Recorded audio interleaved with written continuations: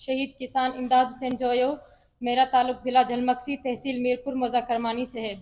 معزز صحافی حضرات، ہماری زمین ریونیو ریکارڈ کے مطابق موضع کرمانی میں میرے بابا کے نام پر ہے، جو کہ 2017 سے پہلے ہماری زمین جھلمکسی کے نوابوں کی اما پر ان کے قبیلے سے تعلق رکھنے والے رہجہ مکسی قابض ہو چکے تھے.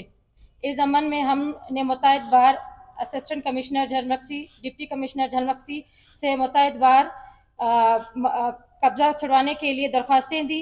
30 نومبر 2017 میں ہمیں زمین کا قبضہ واپس ملا، لیکن قبضہ مافیا کو زمین سے نہیں اٹھایا گیا. ہم نے افسران اسسٹنٹ کمشنر جھلمکسی، ڈسٹرکٹ کمشنر جھلمکسی سے بار بار ملے اور قبضہ چھڑانے کے لیے درخواستیں دی. احتجاج کرتے رہے، لیکن ہماری داد رسی نہ ہو سکی، تو ہم مجبور ہو کر پاکستان کے دارالحکومت اسلام آباد پریس کلب کے سامنے 3 ماہ تک بیٹھے رہے، مگر وہاں پر بھی کسی ذمہ دار شخص نے ملنے کی زحمت نہ کی. معزز صحافی حضرات، یہاں میں واضح کرتی چلوں کہ سلطنت جھلمکسی میں نوابوں نے اپنا ہی ریاست قائم کر رکھا ہے. وہاں غریبوں کی زمینوں پر ناجائز قبضے کراتے ہیں، کسانوں سے ناجائز بٹائی کے نام پر بھتا لیتے ہیں. جو دینے سے انکار کرے اسے قتل کرایا جاتا ہے.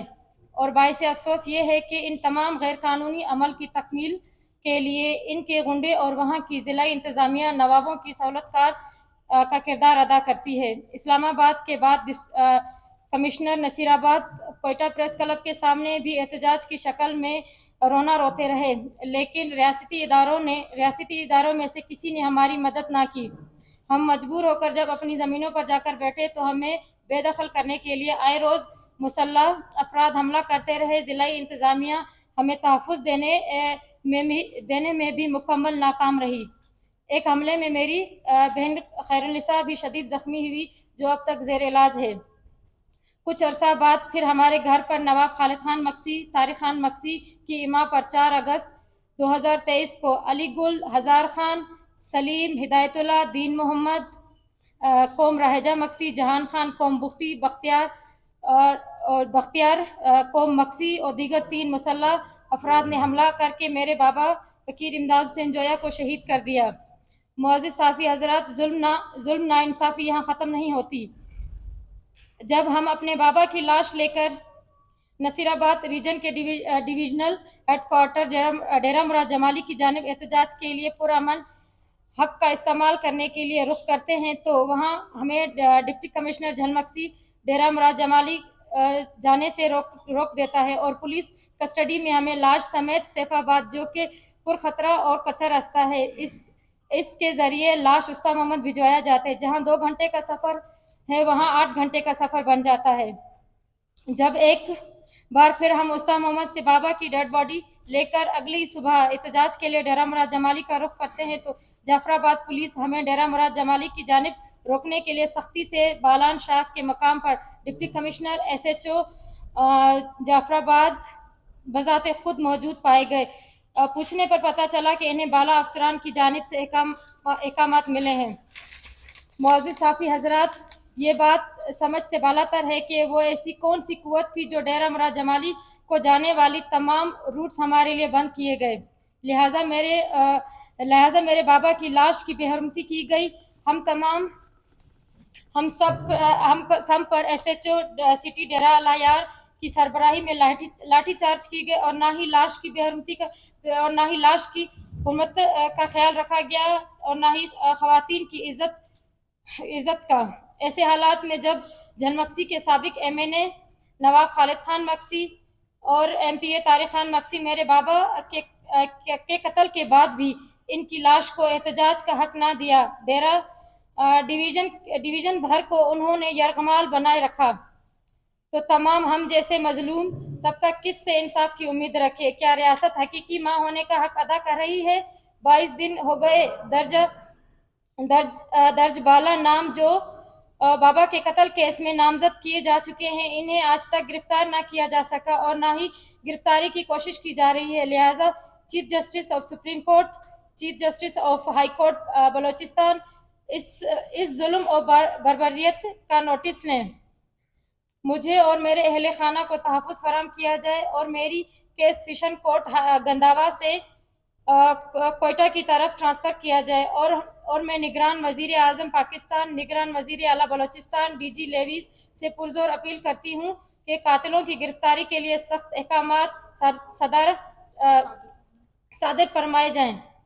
معزز صافی، نہ صرف امداد جویا کے ساتھ یہ زمینی مسئلہ ہوا بلکہ یہ جاگیرداروں، نوابوں، سرداروں کی طرف سے تمام جو گرین بیلٹ کے کسان ہیں وہ بھی اسی ظلم کا شکار ہیں۔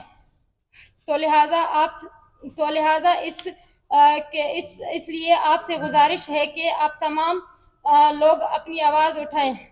شکریہ۔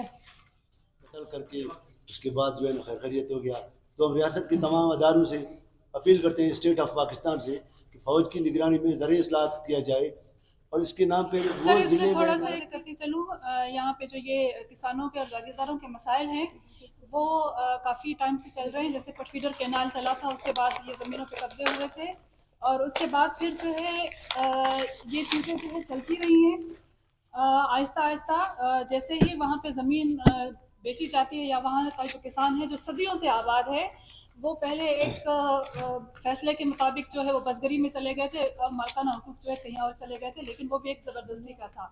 وہ اب یہ چیزیں اتنی جو ہے کمپلیکیٹڈ ہو چکی ہیں کہ یہاں پہ کسی طرح کا بھی کوئی قانون جو ہے وہ نظر نہیں آتا۔ جو طاقتور ہے، اگر وہاں پہ کوئی غریب کسان زمین ایک ٹکڑا اتنا سا بیچتا ہے تو جو وہ توسیع والا جو ایک قبضہ گیر ہے، جاگیردار ہے، جس کے پشت پہ ریاست کھڑی ہے، وہ مزید کسانوں کی زمینوں پہ قبضہ کرتا ہے۔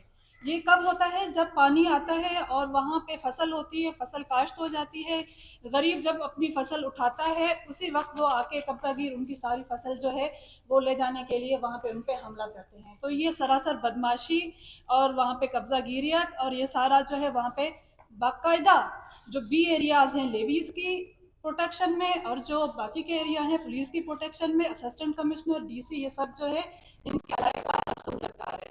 تو اس میں جو ہمارے جتنے بھی سویلین ادارے ہیں، جو پارلیمنٹ کے ادارے ہیں، یا جتنی بھی جو سیاسی جمہوری طاقتیں ہیں، ہم ان سے اپیل کرتے ہیں کہ وہ اس میں یہ جو زمینوں کا مسئلہ ہے، جو آئے روز کسان وہاں پہ مارے جاتے ہیں، ان کے خلاف باقاعدہ کارروائی کی جائے۔ کچھی کا واقعہ ہے جس میں کئی کسان جو ہے دونوں طرف سے، ایک گروپ سے دونوں طرف سے جو ہے لوگ مارے جاتے ہیں۔ فائدہ صرف نوابوں اور جاگیرداروں کو ہوتا ہے، مگر جو وہاں پہ رائے کسان رائے زمین کے ٹکڑے پہ، اور اسی طرح واقعہ بڑھتی جا رہی ہے۔ وہاں پہ یہ ہے کہ ان سے جب کہے کہ آپ کارروائی کریں تو کہتے ہیں جرگہ بٹھاؤ۔ کیا قانون کبھی پرائیویٹ جرگے کا کہہ سکتا ہے؟ کیا یہ ہمارے آئین میں ہے؟ کیا یہ ہمارے قانون میں ہے؟ کہیں پہ بھی نہیں ہے۔ پرائیویٹ جرگے ہمیشہ استحصالی کردار ادا کرتے ہیں اور وہ ہمیشہ طاقتور کی آواز بنتے ہیں اور غریب کے لیے جو ہے وہ مشکلات ہی پیدا کرتے ہیں۔ تو اسی لیے آپ صحافیوں کو ہم بار بار تحقیق دیتے ہیں